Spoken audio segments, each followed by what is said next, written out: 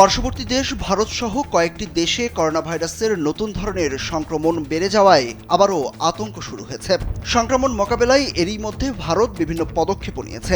যেহেতু পার্শ্ববর্তী দেশ, তাই প্রতিদিনই ভারতে যাতায়াত করে অসংখ্য মানুষ। তাই বাংলাদেশেও বাড়তি সতর্কতা নেওয়া হচ্ছে।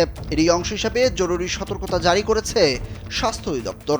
সোমবার স্বাস্থ্য অধিদপ্তরের সংক্রামক রোগ নিয়ন্ত্রণ শাখার পরিচালক অধ্যাপক ডাক্তার হালিমুর রশিদের স্বাক্ষরিত সতর্কবার্তায় বলা হয়, পার্শ্ববর্তী বিভিন্ন দেশে করোনার নতুন সাবভেরিয়েন্ট, বিশেষ করে অমিক্রন, LF7, XFG, JN1 এবং NB1.8.1 এর সংক্রমণ বৃদ্ধি পাচ্ছে।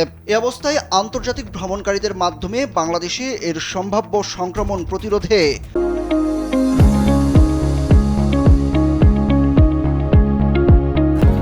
ভারত ও অন্যান্য সংক্রামক দেশ এবং বাংলাদেশ থেকে ভারত এবং অন্যান্য সংক্রামক দেশে ভ্রমণকারী নাগরিকদের জন্য দেশের সব স্থল, নৌ, বিমানবন্দরের IHR ডেস্কে নজরদারি জোরদার করতে হবে। পাশাপাশি ঝুঁকি মোকাবেলায় কিছু কার্যক্রম নিতে হবে বলেও জানানো হয় ওই বার্তায়।